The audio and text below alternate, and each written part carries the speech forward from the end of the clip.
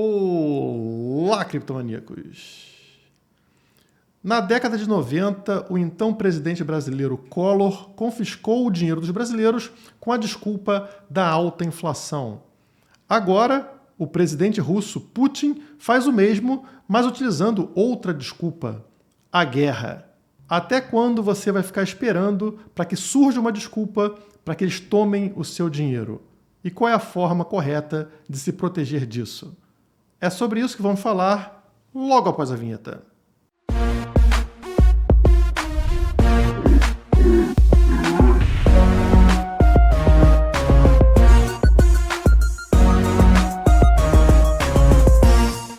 Tem dia de merchan e tem dia de presente para vocês. Hoje é dia de presente, 2 presentes na verdade, começando pela segunda edição do Telescópio Cripto, o relatório mais completo do mercado, trazendo todo um resumo do mês de fevereiro e a nossa visão para o mês de março. A primeira edição foi um sucesso de crítica e de público. Agradeço muito a todos vocês que baixaram esse primeiro relatório. E agora temos a segunda edição do relatório Telescópio Cripto, que vai cobrir impactos da guerra entre Rússia e Ucrânia no mercado cripto, o aumento da correlação entre criptomoedas e outros ativos de risco, o importante papel do Bitcoin e outras criptomoedas nas liberdades individuais, o papel dos criptoativos na diversificação de sua carteira e muito mais. Para você receber gratuitamente o Telescópio Cripto, basta inserir aqui nome, e-mail e enviar e você recebe ele no seu e-mail, tá? Aqui está a capa desse segundo relatório, o título dele é Miramos no planeta Marte e despertamos o Deus da Guerra. Nós estávamos olhando para Marte como nosso foco de preço, né? Vamos passar a Lua, vamos até Marte. Mas, na verdade, Marte, que é o deus da guerra, acabou não gostando muito dessa história e estamos sofrendo aí com essa guerra que nos cerca. Então, esse relatório, esse Telescópio Cripto, segunda edição, cobre muito essa questão da guerra, com diversos aspectos aqui de análise, né? Análise fundamentalista, on-chain, análise técnica, análise quantitativa. É o relatório mais completo que a gente tem no mercado nacional. Você vem aqui e baixa gratuitamente. É o primeiro link na descrição. Faça bom proveito e passe esse link para todos os seus conhecidos, porque realmente ficou sensacional. Já o segundo presente é dinheiro na sua mão para a gente comemorar a entrada da Bitfinex no Brasil. Então a gente está sorteando aqui R$ 1.500, $300, para quem simplesmente seguir a Bitfinex no Brasil. O perfil é Comunidade BFX, tá? Basta seguir aqui. E também você precisa marcar um amigo, que não pode ser, obviamente, empresas e tal. Então, você fez isso, você já está concorrendo a esses R$ 1.500, tá? Todas as regras estão aqui na postagem da comunidade BFX, só entrar aqui e ler. Ou no Twitter também, onde vamos fazer um sorteio de $100, cerca de R$ 500. Mesma coisa, você vai seguir a comunidade BFX no Twitter e dar um retweet dessa postagem aqui. Fez isso, já está participando. Boa sorte para todos vocês.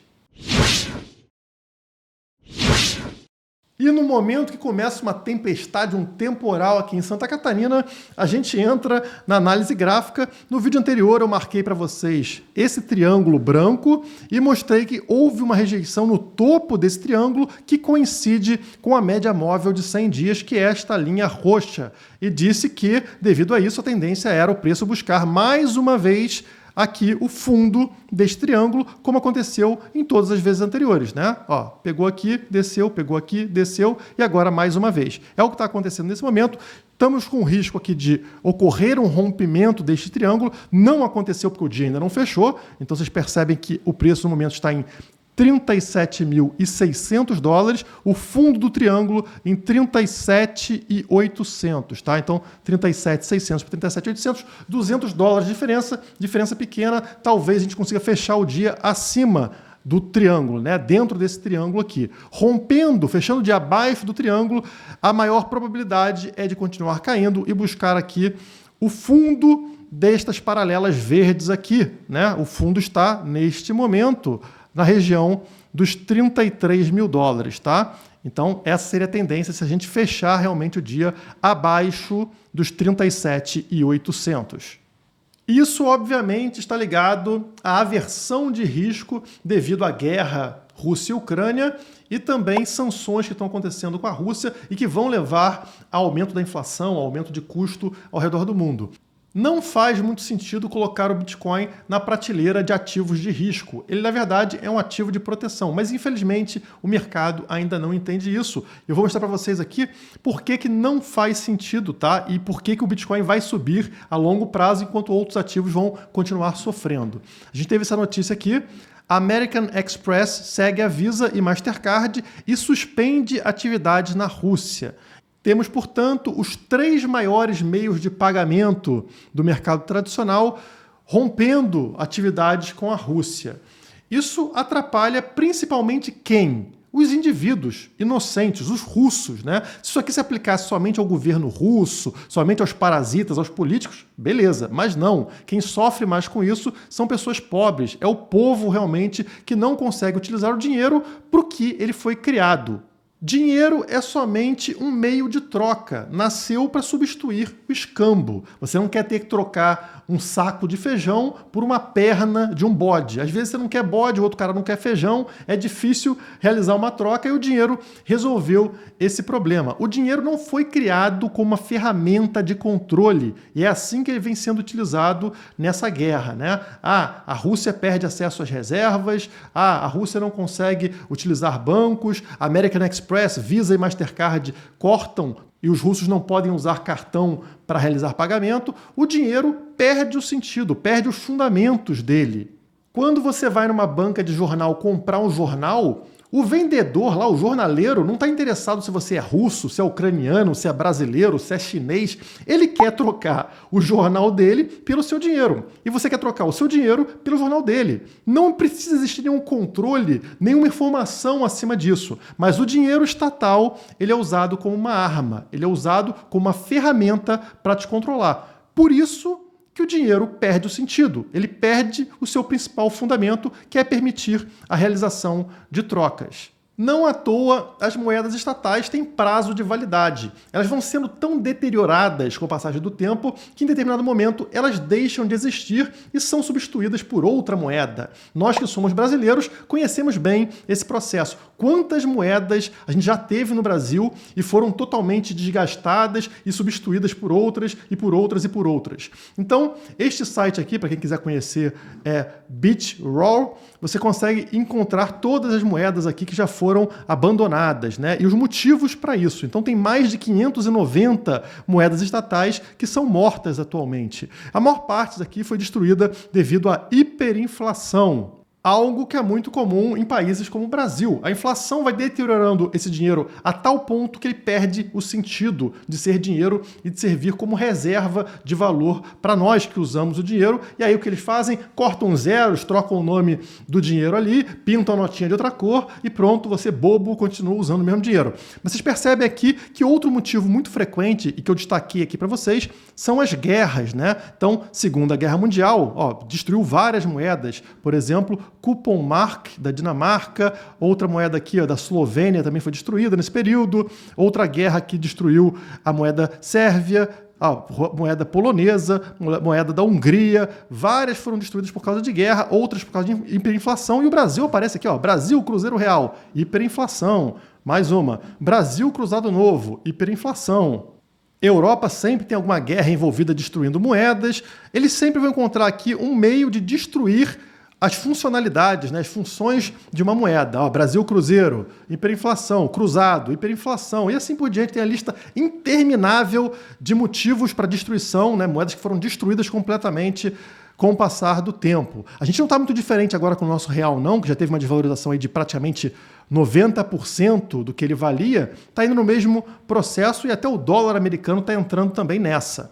E com relação à Rússia, parece que o problema, para variar, também é a guerra destruindo o valor da moeda local. E se o dinheiro vem sendo destruído, vem perdendo sua função, vem perdendo seu valor, o que o político vai fazer? Ele vai apelar, ele vai tomar dinheiro de quem sobrou. O Putin não consegue mais pegar dinheiro no exterior, não consegue mais ter acesso às reservas do exterior, vai olhar para dentro. Opa, o povo tem dinheiro, né? Que tal roubar o povo, tomar o dinheiro do povo, igualzinho o Collor fez lá atrás no Brasil, né? E foi isso que ele fez. Putin autoriza confisco de dinheiro nos bancos oficiais da Rússia. Olha a mãozinha dele aqui, ó, o parasita querendo pegar o teu dinheiro, né? Ele foi lá e entrou na conta das pessoas e tomou esse dinheiro com a desculpa. Qual a desculpa para ele, né? Para não ficar tão feio, falar assim, eu estou simplesmente roubando vocês porque eu preciso sustentar uma guerra, eles vão arrumar alguma desculpa aleatória. Então aqui ele está chamando esse dinheiro confiscado de ilegal. E por que é ilegal? Bom, eles vão fazer uma continha maluca deles, verificar o seu imposto de renda dos últimos anos. Se eles acharem que não está batendo, né? Pô, você declarou aqui um valor e parece que você tem mais dinheiro do que você declarou. O que sobrou aqui é ilegal. Então, é do governo. O governo vai lá e toma o seu dinheiro. Ou seja, não basta você ter sido roubado no passado. E eles teriam aprovado isso. Agora eles vão verificar novamente para falar, não, eu te roubei lá atrás, mas não foi o suficiente. Porque parece aqui que você escapou de parte do roubo que não deveria ter escapado. Então eu vou te roubar de novo para garantir que o roubo foi adequado. E claro, o critério é deles. Então, a partir de agora, nada impede o governo russo de começar a apertar mais e mais esse cerco e simplesmente tirar o dinheiro total dos russos. E é isso que acontece quando você confia em políticos para cuidarem do seu dinheiro. Você usa a moedinha do político, você não tem controle sobre essa moeda. Se a chave não é sua, se o dinheiro não está na tua carteira pessoal, o dinheiro não é seu. Mesma coisa para o Bitcoin. Se você deixa o Bitcoin lá numa corretora, numa exchange, ao invés de colocar na tua carteira, aquele dinheiro não é seu, é da corretora, tá? Enquanto não voltar para o teu bolso, não é seu, pode ser confiscado, assim como acontece, por exemplo, com o real. Essa é a diferença do Bitcoin. É uma moeda que não precisa de nenhuma custódia de terceiros. Você não precisa confiar em ninguém para ter o teu dinheiro. Coloque na tua carteira e assegure que nenhum parasita desse vai colocar a mão no que é seu. E claro que os brasileiros lembraram na hora do grande Collor, lá na década de 90, que também tinha desculpas para meter a mão no seu dinheiro. Na época não tinha guerra envolvendo o Brasil. Então como é que ele ia fazer para tomar o teu dinheiro? Bom, ele pensou bem e falou, pô, vamos usar a desculpa de sempre, inflação, né? O Brasil sempre teve inflação, então agora a gente usa que, pô, a inflação está muito alta, por isso eu vou tomar o seu dinheiro. Notem que pode arrumar qualquer desculpa para pegar o teu dinheiro, tá? Em breve pode ser uma pandemia, ou pode ser mudança climática, que tal? Qualquer desculpa serve. Na hora que eles tiverem uma desculpa para fazer isso, eles vão fazer, tá? Não acho que está longe de vocês. Aconteceu já no Brasil na década de 90, muita gente mais jovem não lembra, já esqueceu disso, né? E está acontecendo na Rússia, está acontecendo em outros países, precisa só ter uma desculpa muito bem arrumadinha para que eles consigam roubar o seu dinheiro. Não permita que isso aconteça. Não use moeda no controle de terceiros, porque o dinheiro não é seu. Relembrando o caso brasileiro, a desculpa do Collor foi frear a inflação da época. E será que funcionou? Não. O resultado foi uma enorme recessão da economia brasileira no ano de 1990. Então, nunca funciona. Ele sempre tem uma desculpa e, na verdade, o resultado é muito pior do que se ele não tivesse feito nada. Não faça como alguns internautas brasileiros que arrumam sempre uma forma de defender o bandido. É isso que acontece. Então temos aqui internautas nas redes sociais falando que Putin está confiscando dinheiro de quem sonegou o imposto nos últimos 3 anos. Não de todo mundo, não é igual o Collor. Então o Putin é um fofinho, o Putin está certo, entendeu, gente? Ele está tomando dinheiro das pessoas estão sonegando. Primeiro ponto é que sonegação não deveria ser crime. É você fugindo de um roubo. Se o cara vem bater tua carteira aqui, roubar tua carteira, você tem todo o direito de fugir. O assaltante é ele, o errado é ele, não você que está fugindo do roubo. Então o governo faz tudo para trocar esse sentido na tua cabeça, parecer que você é o errado de fugir do roubo. Então sonegação não deveria ser crime, sonegação é algo ético, é você escapando de um criminoso, mas mesmo se fosse algo errado, não existe qualquer comprovação com relação a isso. É somente o governo pegando os dados do próprio governo para acusar pessoas de terem roubado alguma coisa sem comprovar nada. Ah não, eu peguei uns dados aqui, parece que não está batendo, então esse dinheiro é meu e toma na mão grande. Não caiam nessa. O Putin fez uma cagada não tem como pagar essa conta agora que foi tudo bloqueado ao redor da Rússia e está roubando o próprio povo para sustentar essa guerra. Ele não é nenhum santinho, não. Ele é outro covarde, como o Collor também foi. Agora, existe uma diferença grande. Lá em 1990, na época do Collor, não existiam criptomoedas, não existia o Bitcoin. Portanto, não existia forma das pessoas se protegerem. Mas isso não se aplica a 2022. Os russos possuem uma forma de escapar desse roubo, que é utilizando criptomoedas. Todos os países começam a apertar muito sua população. O que as pessoas estão fazendo? Elas estão se dando conta de que precisam migrar para o Bitcoin. E claro, né, os outros países, percebendo essa tendência, precisam tomar alguma atitude. Guerra na Ucrânia expõe a urgência de regular criptomoedas. O medo aqui é do conhecido Jerome Powell, que é o chefe lá do Banco Central americano. Então, Jerome Powell afirmou que é preciso existir alguma estrutura regulatória no mundo das criptomoedas. A Rússia pode estar utilizando criptomoedas para escapar das sanções impostas pela comunidade internacional. Powell destacou que não possuía quaisquer soluções. Ele só falou que é um problema, né? Precisamos regular. Como que vai fazer isso numa rede descentralizada? Não sei. Olha aí, que maravilha.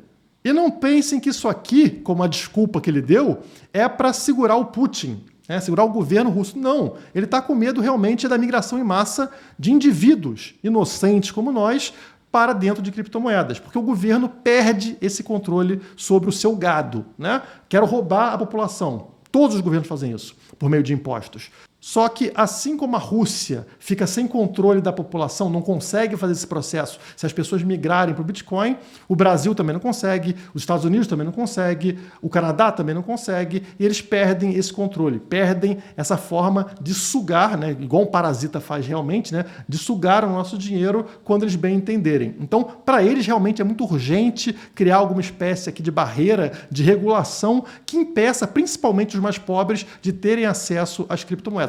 Os mais ricos não importa, não importou para eles, né? Pode ter paraíso fiscal, pode ter várias formas de você evitar imposto. O mais pobre não. O mais pobre é quem sustenta essa corja dos mais ricos, que são justamente aqueles que estão no poder. Então é muito preocupante para eles que a população ucraniana, a população russa que está hoje pobre, sem condição de escapar desses ataques, esteja migrando para dentro de criptomoedas. Eles precisam fazer algo para impedir isso. Até porque a ideia do Jerome Powell lá nos Estados Unidos para conter a inflação é elevar a taxa de juros, começar a subir a taxa de juros. Isso atrai poupança, faz as pessoas guardarem o dinheiro e dá uma segurada na inflação dos Estados Unidos. Só que tem um problema na hora que ele faz isso. A alta dos juros dos Estados Unidos pode impulsionar demanda por bitcoins em países emergentes, como, por exemplo, o Brasil. Qual é o atrativo de um investidor gringo colocar dinheiro no Brasil, esse país extremamente arriscado? Taxa de juros. Então o Brasil paga um juros muito mais alto do que ele teria acesso na Europa, nos Estados Unidos. Então vamos dizer que eles paguem, sei lá, 1% lá e paguem 10% aqui. Aí o gringo fala, pô, tá bom, vou colocar dinheiro no Brasil, vou botar aqui uma parcela do meu capital no Brasil para ganhar esses juros. É um capital arriscado, mas que recompensa bem. O que acontece na hora que os Estados Unidos começam a aumentar a taxa de juros de 0 para 2%, 3%? Bom, é muito menos interessante para esse investidor colocar dinheiro dentro do Brasil. Não vale mais a pena. Na hora que começa a entrar menos dólar dentro do Brasil, o que acontece com a nossa moeda? Ela perde valor. E é isso que a matéria está falando. Então, isso é uma forma de destruir a economia de país, destruir a moeda local. E esse é o grande risco na hora que os Estados Unidos fizerem isso. E qual vai ser a solução para a gente aqui, povão, na hora que começarem a destruir nossa moeda? A mesma coisa que os ucranianos e os russos estão fazendo. Vamos ser obrigados a migrar para o Bitcoin. O Jerome Powell está querendo rapidamente uma regulamentação sobre as criptomoedas, justamente prevendo isso que vai acontecer. Vai se agravar na hora que ele elevar as taxas de juros dos Estados Unidos. E é aí que eu te pergunto, você vai esperar ele dar esse passo e destruir o real para aí você pensar em migrar para o Bitcoin? É melhor fazer isso antes, né? Não espere um confisco, não espere um problema como os russos estão sofrendo lá com o confisco da moeda local para você começar a se mexer. Se mova antes dos parasitas. Já proteja o seu dinheiro enquanto você tem tempo. E nada é ruim o suficiente que não possa piorar. Então, os russos que já estão aí sendo roubados na sua conta bancária também estão tendo celulares confiscados por policiais que ficam lendo suas mensagens. Polícia em Moscou está pegando celulares e lendo mensagens de pedestres, diz repórter. Pessoal, a ideia aqui é justamente para que pessoas não falem mal do governante, do político, né, do Putin. Ou seja, não pode ser contra a guerra, por exemplo, senão você vai ser punido. É assim que funciona em ditaduras. Na hora que você dá muito poder para um político, é isso que acontece em qualquer país. Não achem que é diferente no Brasil, onde a gente tem o STF fazendo a mesma coisa, tá? Olha aqui o que a matéria resume pra gente. Jornalista relata que policiais em Moscou estão exigindo ver celulares de civis. Cenas foram registradas pela jornalista e divulgadas pelo Telegram. O mesmo Telegram que o STF quer proibir no Brasil. E por que quer proibir? Por causa de informações falsas, né? Olha o governo russo aqui. Desde o início da invasão, Putin decretou que pessoas que espalharem informações falsas devem ser presas. E o que será uma informação falsa? Por exemplo, de que a guerra é errada, de que o Putin é um criminoso. Tudo isso para o Putin é informação falsa. E a forma que ele resolveu esse grande problema é confiscando, além do dinheiro, também celulares para verificar mensagens. E se não fosse o Telegram, essas informações não chegariam para a gente, do outro lado do mundo. E é o mesmo motivo que leva o STF no Brasil a tentar censurar o Telegram. Eles não querem que informações descentralizadas sejam passadas. A única informação que deve ser propagada é a que vem do governo ou da mídia permitida pelo governo. A gente vai ver o agravamento disso nesse ano aqui no Brasil, que é ano de eleição. Portanto, políticos e o STF não querem liberdade de expressão, não querem que pessoas falem o que elas acham. Se você falar algo contrário ao político, ao STF, isso é fake news, isso é informação falsa. Serve tanto na Rússia quanto no Brasil. Então, muito cuidado, a forma que a gente tem de evitar esse tipo de censura é justamente com o uso de criptomoedas. A parte cripto é justamente de criptografia, não permitindo que ninguém se meta no meio de uma comunicação entre duas pessoas. Então, a gente vai ver o crescimento agora de plataformas descentralizadas que impeçam a censura e também de dinheiro descentralizado que impeça censura financeira, no caso, o Bitcoin. E se você gosta do conteúdo aqui do canal, não esqueça de entrar lá no site do Crypto Awards e votar Guilherme Renaud, Criptomaníacos. Está quase acabando o prazo para vocês fazerem isso, então corre, o link também vai estar aqui embaixo na descrição do vídeo. Por hoje é só, muito obrigado e até a próxima. Você se importa com a sua privacidade? Use a Status, um aplicativo de troca de mensagens à prova de censura, descentralizado e 100% privado.